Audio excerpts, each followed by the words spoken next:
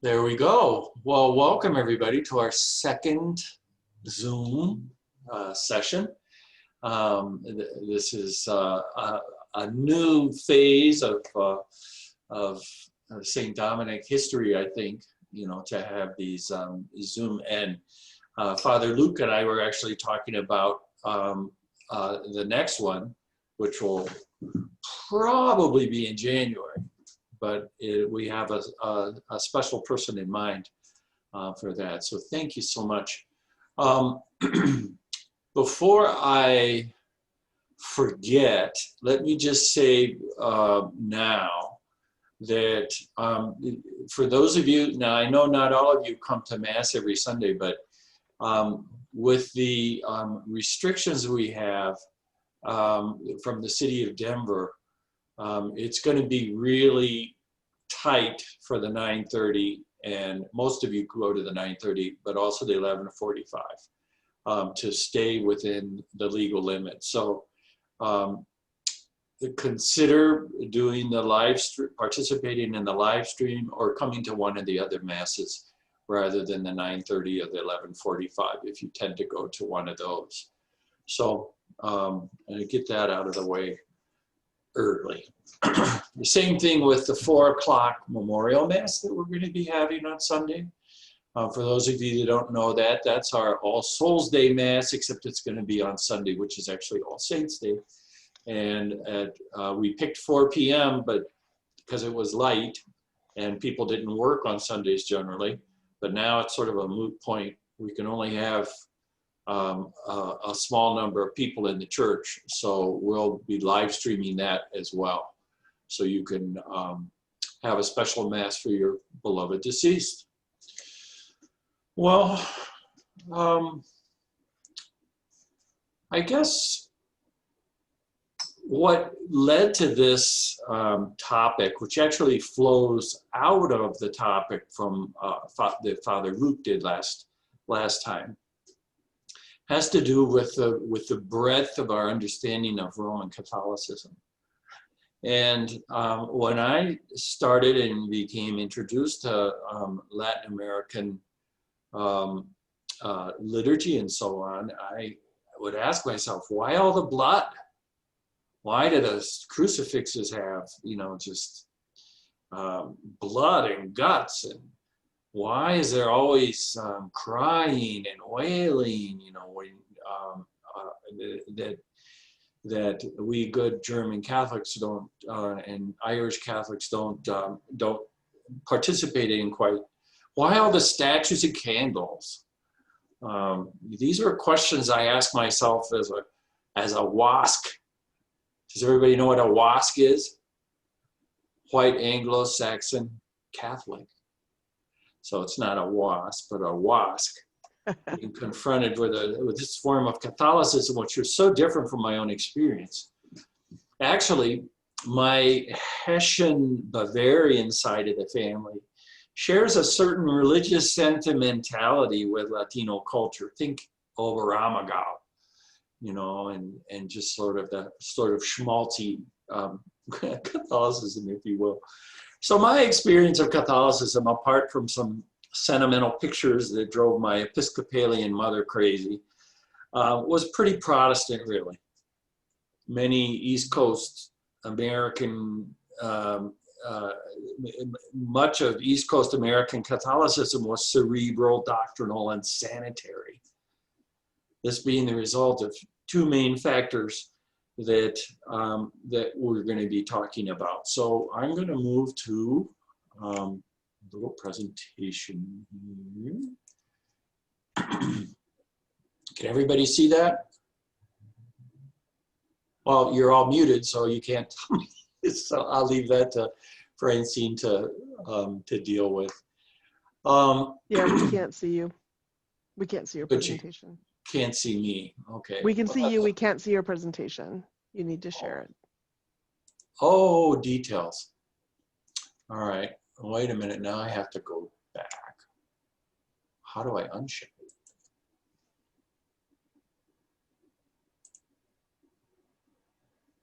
All right. there's that. And now I have to share screen. Okay. The next one is going to be being a boomer in a millennial society. So here we go. The beating heart of Latino Catholicism was what I entitled this. A Euro-American's Catholic journey to discover a fuller experience of what it is to be Roman Catholic. Roman Catholic. Now, it's there's a tradition in the Latino culture. It says, "Dime con quién andas, yo te diré quién eres." Tell me who you hang with, and I will tell you who you are. So it's customary to give a little social context. And so on the left here is a listing of what makes me me, or some of the events that make me me. For those of you that are less visually inclined, there's a picture of my family with family members that I haven't seen in a long time. A lot of them are dead now. This is my grandma, and this is my uncle who's still alive, and this is my dad who passed on, and here's my grandpa, my dad's dad, and a bunch of sibs and cousins and second cousins and so on, and so this is where I come out of. And Dino. Dino was our dog. The dogs are always a part of our family. You can read these and you get an idea of where I'm coming from. And that was my family in Bolivia, part of my family in Bolivia.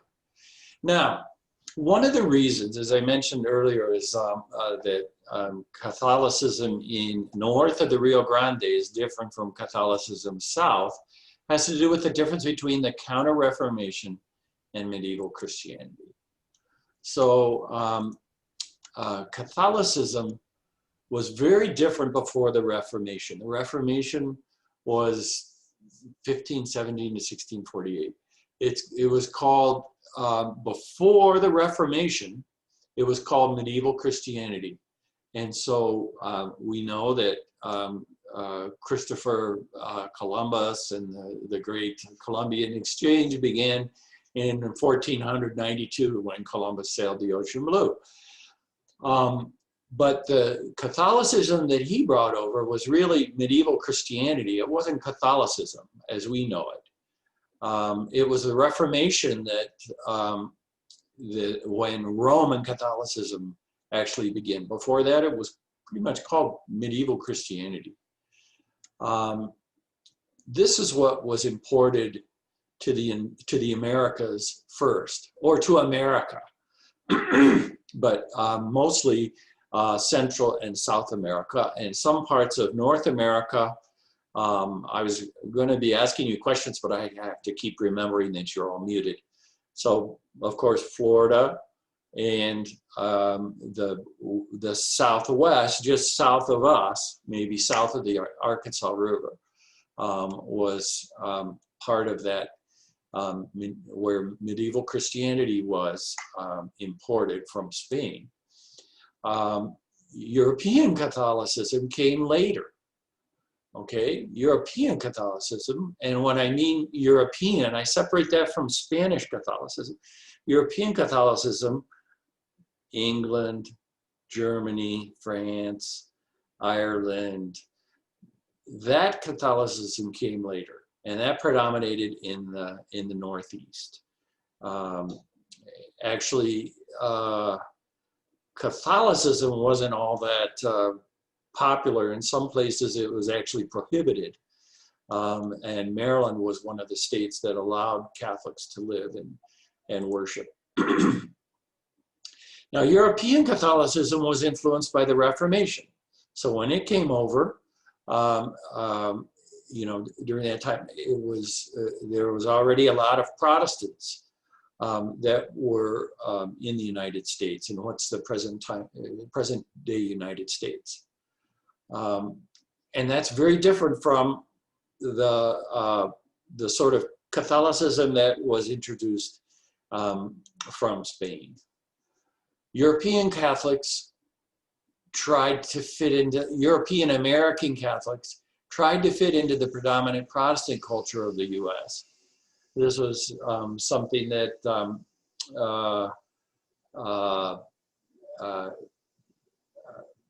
I'm sorry, the doorbell just rang, and it was a very long, prolonged doorbell ring. European Catholics, for the most part, tried to be somewhat Protestant in order to fit in, because there was a discrimination against Catholics for a long time in the United States. Catholicism of Latin America and the US Southwest was a different type of Catholicism. It was, like I said, it was this medieval Christianity imported in the 16th century. We'll come back to that later. But that's one of the big differences when people in the United States, we were cultivated for the most part by this European Catholicism that was post Reformation. And Catholicism in South America, Central America, and parts of the southern United States were from a previous time. Latino Catholicism was influenced more by indigenous religion and less by the Reformation, and you can see that in a lot of the rituals and so on that that we participate in. Excuse me. I guess from my experience, down in Latin America, down in Bolivia, I began to think this is more a heart religion than the head religion that I grew up with. And we'll break that open a little more as we go along. So here's this is from an interesting little book about 16th century Spanish Christianity, the sort of Christianity that was imported to the southern part of the Americas. This was actually, I took this is outside of Barcelona, and it's one of the oldest statues of the Virgin that they've encountered. So it's actually, I can't remember her name. So in 16th century Iberian Christianity, there were different things that weren't quite as common or popular among European Christianity. One was the taking of vows. When I was up at Holy Rosary in Minneapolis, vows were the way that you quit drinking, for example. They had AA, they had NA and so on, but more often than not, and I used to carry a big stack of little cards where people said, I want to make a juramento, I want to make a vow. And so the person comes up and they place their hand in the form of a cross, and they make a vow not to drink or not to smoke or not to whatever for a certain amount of time. It could be a month, could be 6 months, could be a year, could be 5 years. And so this taking of vows was a part of that type of Christianity that came over in the South. Chapels, shrines, pilgrimages. This was a even to this day, it's something that's really a part of the culture down there. When in Bolivia, every year you would take a pilgrimage to Our Lady of Urcupina, which is a local apparition or a local presence of the Virgin Mary in Cochabamba. And every little local place would have some place where it seems that the Blessed Virgin would appear and make herself known. So you'll notice even here in Colorado, for example, you'll see little shrines along the side of the road. Oftentimes they're shrines dedicated to somebody who died. So there'll be a little cross and some flowers and somebody's name. And that's because somebody died there.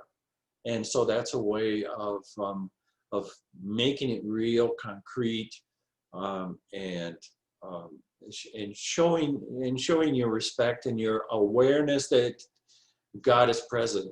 God is present in places even where tragedy happened. Chapels, a lot of times people will, and that's true in European Christianity as well. The building of chapels as a sign of devotion or a way of showing your love for God. Relics. Now this is something when the last time I was in Denver, between when did I leave? 2005 or something like that. The provincial had called me up and said, I'd like you to be the director of the Shrine of St. Jude. And I just laughed in his face. And it's appropriate that today's the feast of St. Jude Thaddeus. But all I could think about was carrying some relic around, some bone. And I just said, you're crazy. And so we talked about it a little more, and finally I decided, okay, I could do that. I could do something sort of bringing the shrine up to date. So that meant I had to study about what relics were all about. And the thing I would come away with, and the only thing I'll share with you is that, people will say, well, is this really the bone? Well, in some ways it doesn't really matter. But for example, the relic that we have of the arm of St. Jude goes back pretty far. I mean, we have provenance of that particular relic back to Armenia, back in the early or the late part of the first millennia. So that's pretty damn far back, So pardon my French, but relics are a way to touch, a way to connect, a way to physically be present to God or to the saint. And as you'll see, saints mean a lot. They're more than just confirmation names. Saints are real live people that are present to the people of the culture. So relics, whether you believe in them or not, are part of this idea that that the saints are still with us. The saints are still alive, and so it's another way of imagining the communion of saints. Indulgences. I'm not going to spend a lot of time with that either. There's all sorts of indulgences that's just part of that particular brand of medieval Christianity. And the other thing is confradías or hermandades. Some of you have maybe heard about the penitentes. That was basically, comes out of a Spanish tradition. The penitentes are a secret society in Southwest United States, probably best known for their processions during Holy Week, and they can be rather bloody and with a lot of beating and flagellation and so on and so forth. So that was an element, and that comes out of 16th century Iberian Christianity or Spanish Christianity. Okay, popular piety. Popular piety or mysticism as a locus theologicus. Okay, the novices, locus theologicus means a place to do theology, a place where you can theologize. Something you can plumb to be able to discern the presence of God. That's what a locus theologicus is. So, one of the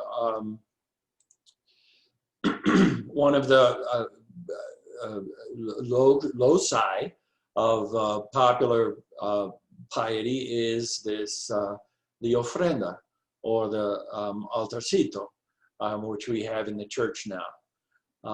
You can meditate on this and be reminded of the deceased, but even more than that, you can be reminded of how God is present and God's love that continues even after death, and so on and so forth. And you can be reminded of your beloved, and as they continue their journey toward God. And so that's a place where you can actually theologize. Now this is obviously this didn't update correctly, but anyway, when we start looking at popular piety or popular mysticism, and popular piety doesn't mean that oh everybody likes it. Popular means that it's piety of the people. It's the people's expression. It's not official. It's not the priest's piety. It's the people's piety. And when we look at that, there's a sociological distinction that helps us to get into it rather than just throwing it out or poo-pooing it. And this distinction comes from the etic and the emic.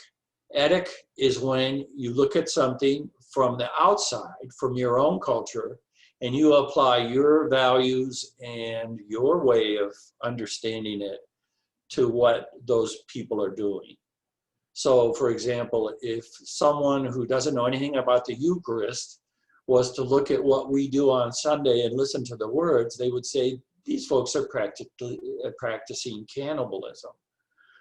This is, excuse me, this is a very weird and unsavory sort of practice, and why are they doing that? Okay, the emic analysis is when you actually enter into that particular culture that you're studying and figure out what it is from the inside, what it is for them, what does it mean for them.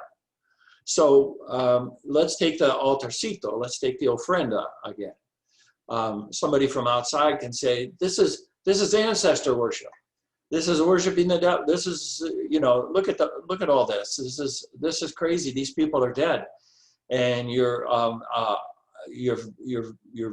honoring them. You're worshiping them. That would be an etic analysis of the altarcito or the ofrenda. An emic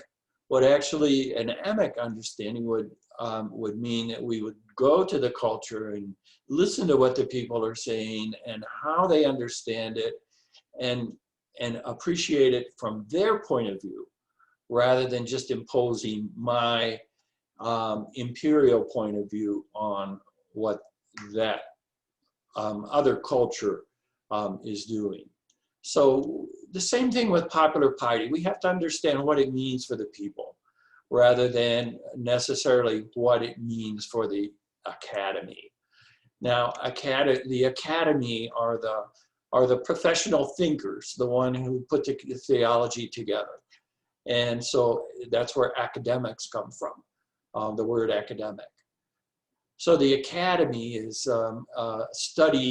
evaluates and studies ideas and doctrines. Okay, and so they come up with things like the doctrine of the Trinity or whatever you want to say. But the practice of common people is another valid place for doing theology. So you can study theological concepts, as the novices will be doing for the next 5 or 6 years or whatever, and so on. But you can also study what the people are doing. And that's a valid locus theologicus. That's a valid place for doing theology and figuring out how God is speaking to people and how God is communicating with us. Now, I would say, does everybody get this? But since we're not, at the very end, we might have some time for questions and so on. Now, some would say that popular piety or popular religiosity is suspect because it's not mediated by clergy or academics. So, for example, and I had to struggle with this when people were saying the rosary. They weren't saying it the way that I thought that they should be doing the rosary. They were adding all sorts of little pious prayers and things, and it drove me crazy. And even words, there are different words in the Spanish Hail Mary during a rosary, and so I find myself as a pompous cleric, saying, well, this can't be, instead of saying, or this is subversive, these people are changing the faith, by changing these words. And that's like, well, calm down, Spion. This is popular religiosity. Listen and feel what's being communicated here. That's just as important as whatever an academic or a clergy member might say. But for a long time, popular religiosity was considered subversive because of that, because it's just it's not quite regulated enough by the priests and the clergy. So anyway, now here's some great quotes from different Vatican encyclicals. Evangelii Nuntiandi. Popular piety manifests a thirst for God which only the poor and the simple can know. That just says it to me. It's a different type of faith than what the academics and those that are studying intellectually might experience with God. Popular religiosity or popular piety manifests a thirst for God, which only the poor and the simple can know. It's oftentimes outside of the realm of what is considered official ritual. I just love that. Even Benedict XVI, I have to say, popular piety is a precious treasure of the Catholic Church, in which we see the soul of the Latin American peoples. Isn't that great? Now, see, I would have never attributed that to Benedict XVI, but that's another issue. And so we see this, for example, the altarcito, the ofrenda, is a beautiful way of getting a glimpse at the soul of what it is to be Latin American. And I'll talk about some of those things a little more in a few minutes. Now, in Evangelii Gaudium, each portion of the people of God, by translating the gift of God into its own life and in accordance with its own genius, not in accordance with the church's genius, not according with the academic's genius or the priest's genius, in accordance with its own genius. The people of God's genius bears witness to the faith it has received and enriches it with new and eloquent expressions. New and eloquent. You can talk your butt off about the communion of saints, but if you're looking at this, you see it. You see it expressed in a pretty eloquent way. Maybe not new, at least not new for Mexicans, but certainly eloquent. Now, if we place these Latino religiosity side by side with European, Euro-American religiosity, tell me if this, well, you can't tell me, but just observe if this makes sense in your experience. In the Latino religiosity, it begins with feelings and relationships. That is key. Whereas for us, Euro-Americans, it begins from the authority of God. And so it starts from above. In Latino religiosity, it starts from below. It starts from in here. It starts from our relationships with each other. Okay. In Latino religiosity, Christ is the salient part of who Christ is that he's suffering and he's close to the people. That's why you see so much blood and twisted faces, you know, in crucifixes and so on in Latino religiosity, because that's the part that the people can identify with. A Christ who is close to the people and close to our own suffering. For us, it's the resurrected Christ. The parish I grew up with, St. Patrick's in Norbeck, Maryland, had a big resurrected Christ, which was wonderful and beautiful. But it's sort of, we tend to jump right to the resurrection. I hate to say it, but in Bolivia, people say that during Holy Week, the big day in which everybody comes to church is Good Friday, but then nobody comes on Easter. That's an exaggeration. That's not entirely fair, and it's not true for every part in Latin America. But there's a way in which we tend to focus more on the resurrection, whereas for Latinos, in many ways, it's the suffering that they can identify with. Religion by tradition from the parents, the different rites and rituals. There's family rituals. There's family traditions. Religion is based on those sort of traditions that are passed down from parents and from ancestors, from the abuelas and the madres. It usually comes from the mothers. And for us in Euro-American religiosity, I think you'll have to say that religion is much more doctrinal and ideological. You know, there's some, you know, you do the rites, but it's the rites and the family, the connection with your family is what is really important in Latin American tradition and religiosity. Salvation is viewed as a gift. Be grateful. Some of the most joyful experiences I've had as a Catholic is with the people who are just so poor and yet so grateful and so generous because they see it as a gift, and so they'll shoot everything on a big party because they know that it's going to come back. God never forgets us, and God will not exactly reimburse, but God will continue with gifting us with what we need. And for us, or at least in the Euro-American point of view, salvation is more a reward for a virtuous life. So it's something that we work toward earning in some ways. Now that's not these are broad generalizations. So symbols of presence are objects, images, persons.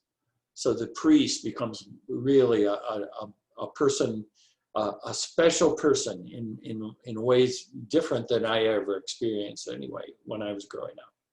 The objects and images of the, you know, every Latino household will have an image of Our Lady of Guadalupe in some place or another, or a little statue of Saint Jude, who's a very popular saint among the Latinos.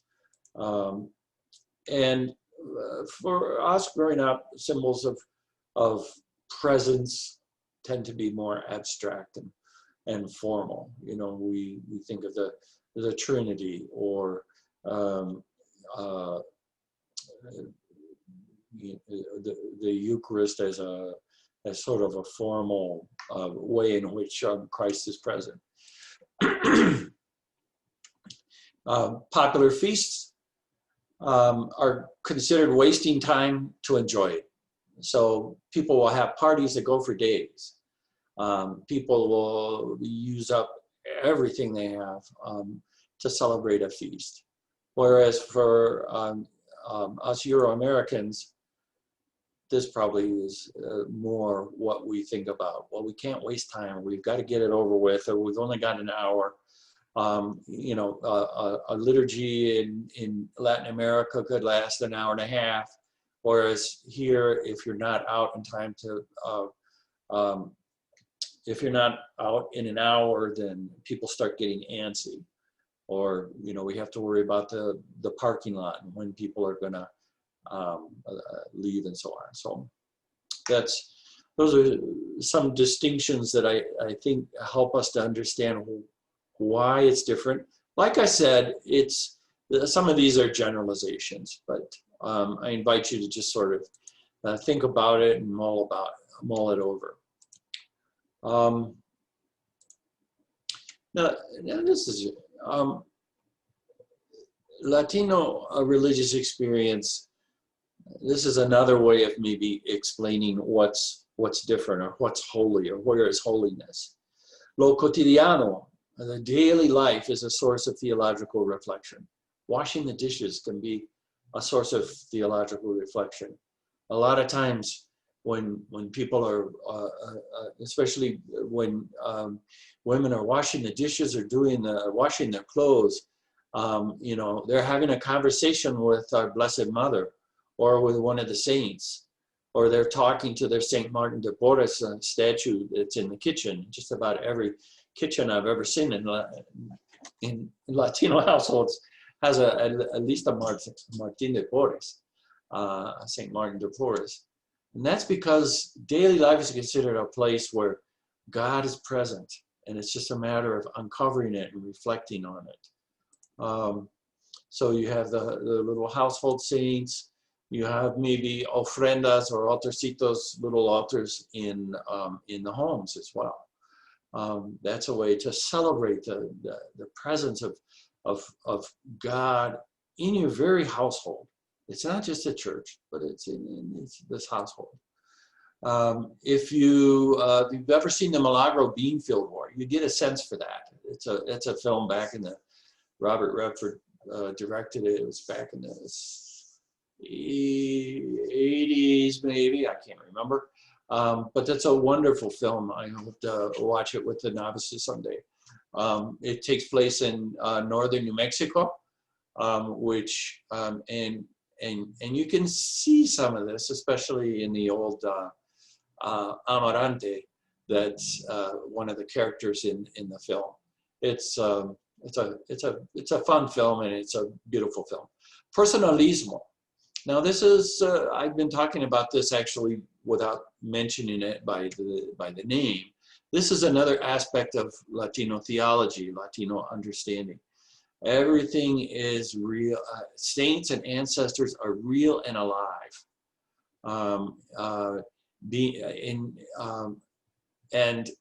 And people matter a lot.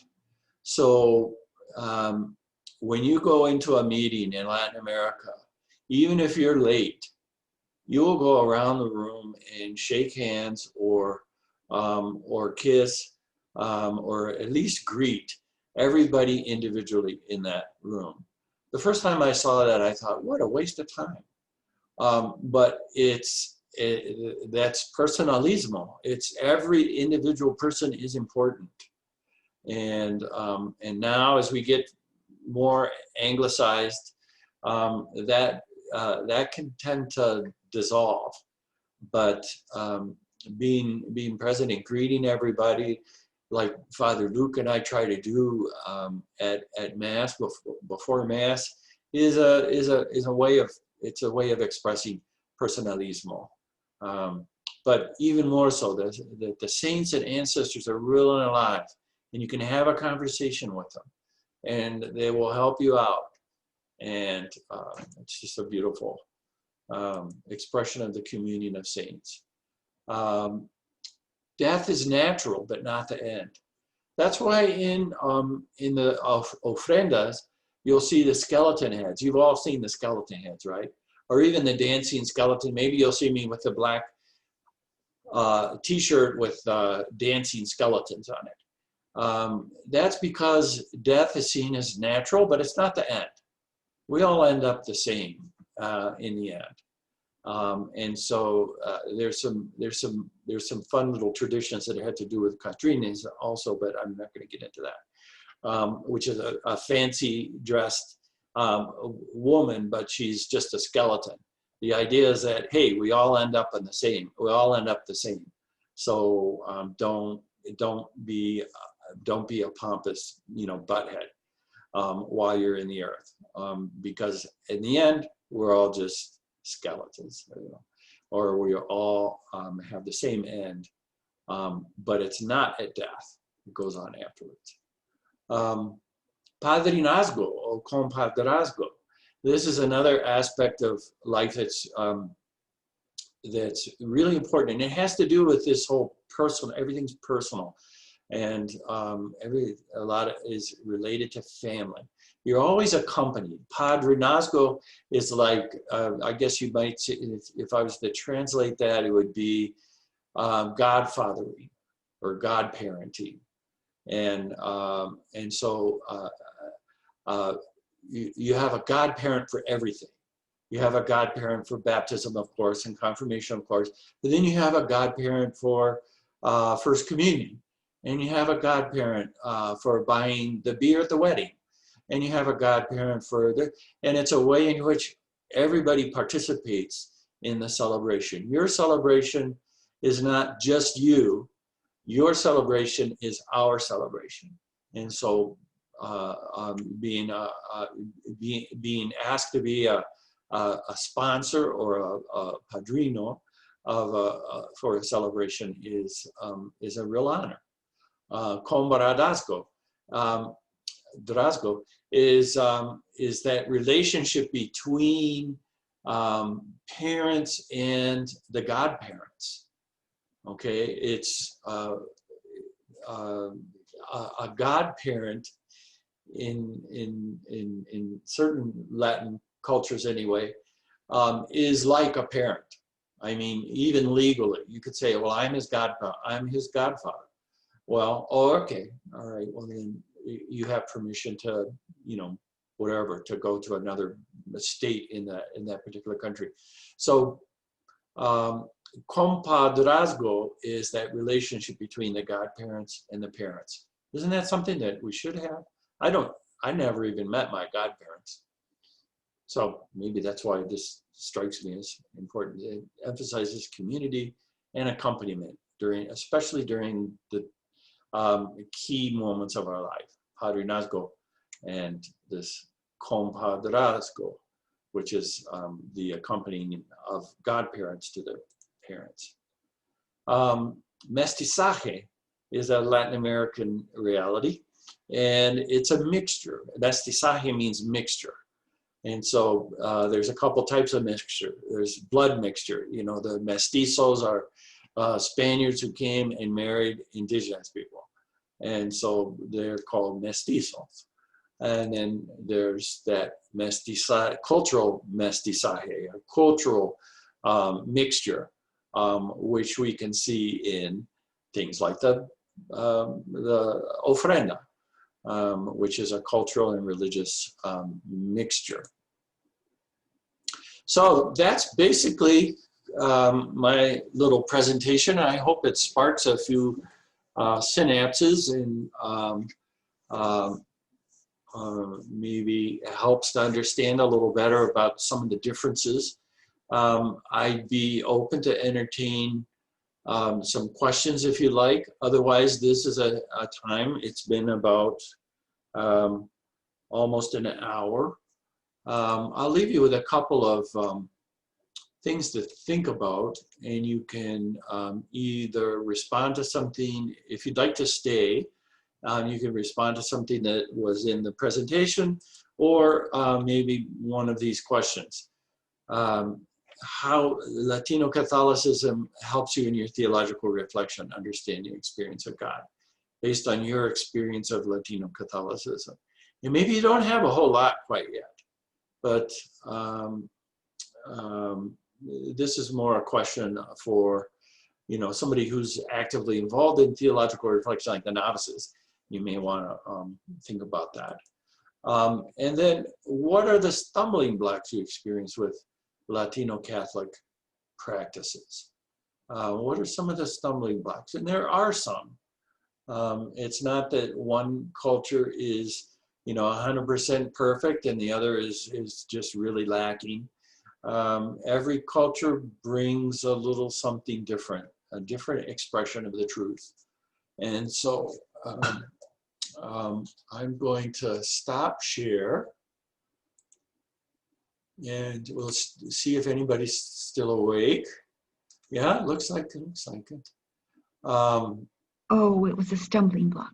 I have unmuted everyone, so. Yeah, so can you unmute, or how do we want to do the, what's the best way to do this for questions?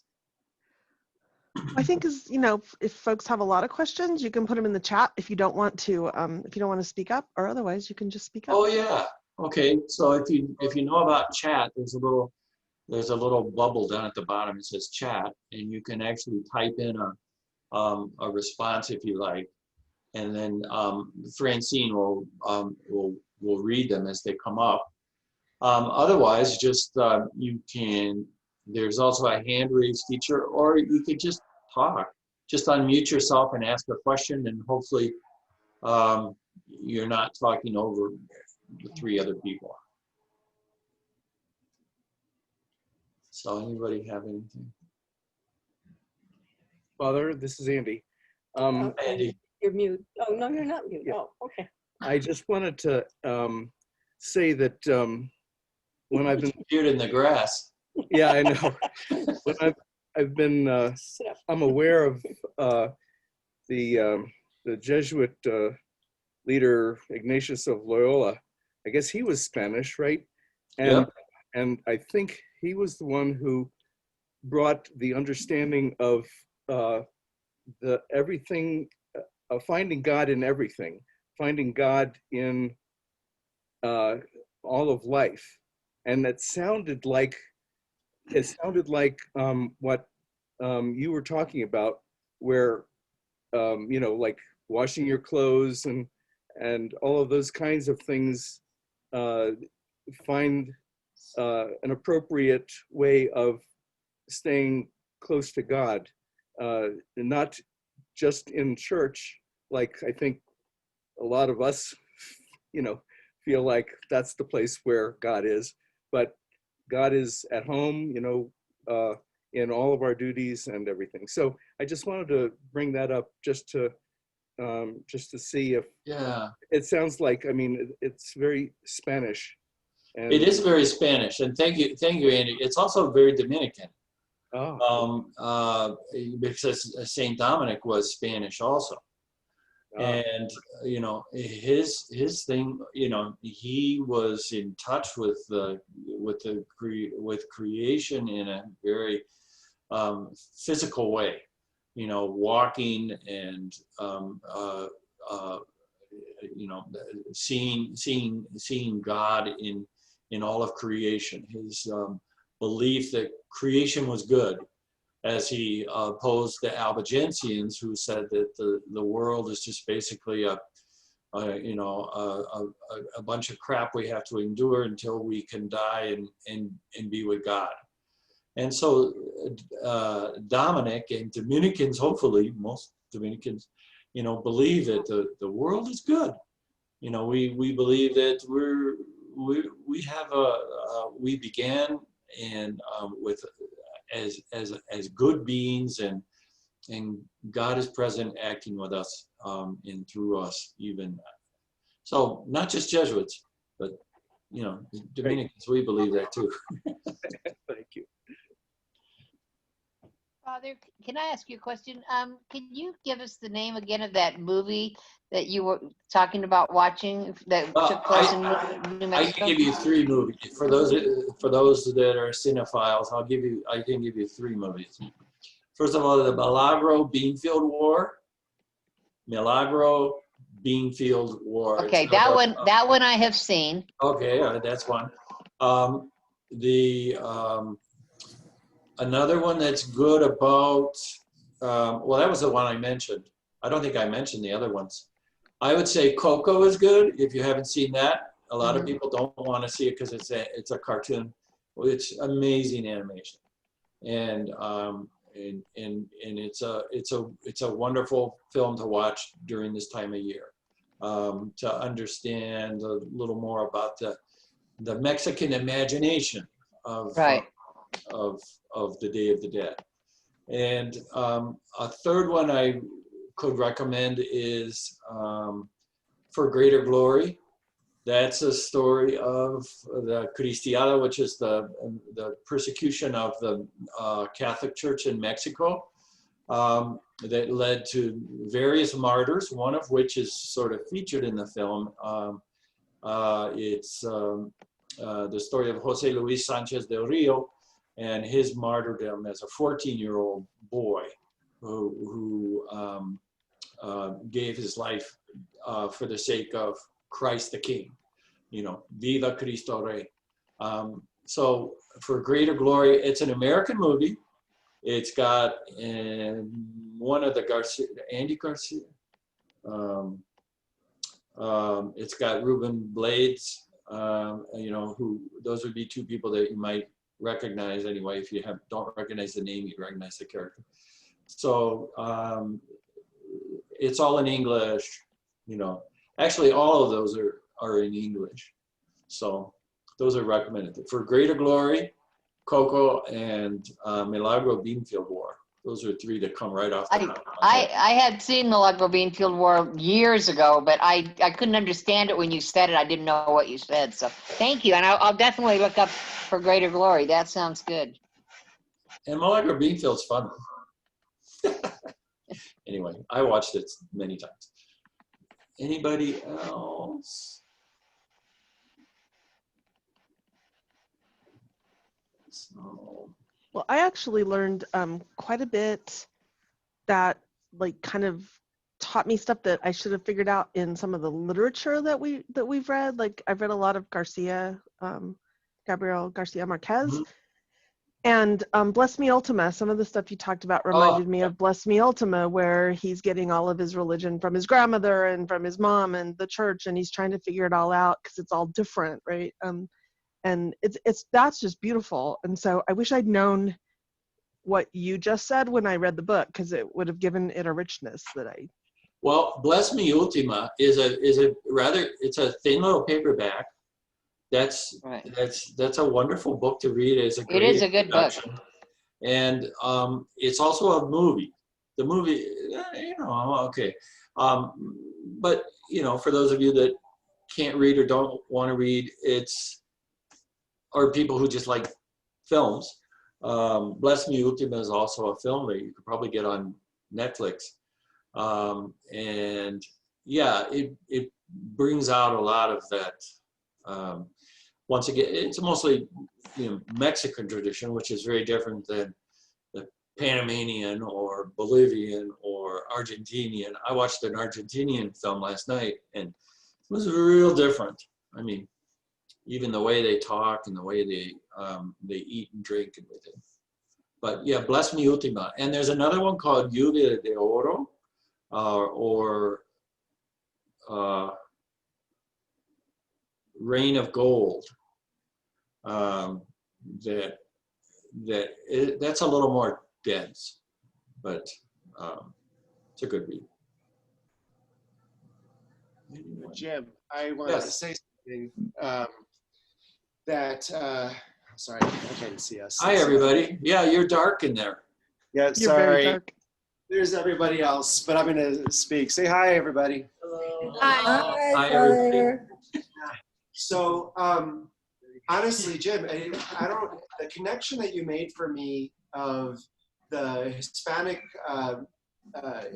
spirituality, Latino spirituality coming from this pre-Reformation, that it is sort of a time capsule of a time of Catholicism before They the were Reformation. just packed like sardines in this place. It was so hot and miserable and everything, but there was so much joy and love going, and it was a totally different kind of experience than I've ever had before. I love it. Marianne's got the book. Marianne has a Rain of Gold, yes. Great minds think alike. So anyway, Luke, I wasn't sure whether you finished. No, I got cut off, I think. So I was just saying that we have this time capsule of Christianity that we can look back at, and I think it's really important to always consider where did we come from and why, and that a lot of our understanding as Coloradan, sort of Midwestern, Euro-American Catholicism, that we can say, well, this is the way it needs to be. It's not always been that way, and that we can look at Latino spirituality to really look back at the broad history of what has even European Catholicism been. You know, these are our roots as well, even though Spanish Catholicism may have not rooted itself, but Spanish Catholicism, French Catholicism, Italian Catholicism, all influenced, you know, the liturgies that we use too, and to be able to see some of those roots. I had never made that connection before, and I was really, really grateful. Beautiful. That was probably, if I could say, one of the key light bulbs going off in my head was that, you know, that, oh, that's why they, you know, they do this or that. You know, this comes from a pre-Reformation Christianity. That this is a glimpse back way of our roots in some ways, and we tend to have Protestantized our Catholicism a little bit based on what happened at the Reformation and the Counter-Reformation. So yeah, well, thank you for that. Particularly American Catholic culture that is so influenced as a reaction to Protestantism. And that most of that expression has been, as you've said, Irish and English and French and Italian. But the other thing too that I feel like I've been preaching a lot about, and I feel that we've been calling for, is a much more relational Christianity, and less of a maybe moralistic basis of a Christianity, a relational Christianity, to find God in the everyday, to find God out in the world, to the domestic church. That you can, you know, as you said, do a theological reflection by going to the refrigerator and getting a glass of milk.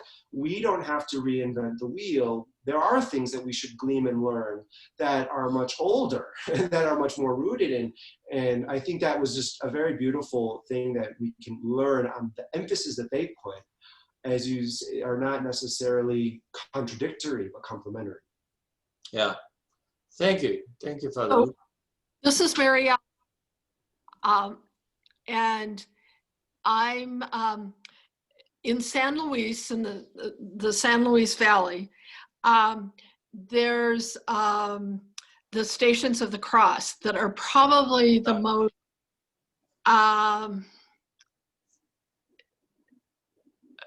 they're just so visceral, and they're wonderful. But at the top of the hill, there's a little chapel, but beyond that, because there's another hill that goes up, are these busts of the Viva Cristo Rey martyrs. And it's also a walk. And at the end of the walk is just a concrete wall that has all this red splattered on it, because almost all of them were shot against a wall. And I don't think I've ever had that kind of religious experience in my life, seeing that. And they all were young. Yeah, there's actually, I think it's the Feast of the Mexican Martyrs. There's a couple of, but anyway, I'm getting off track.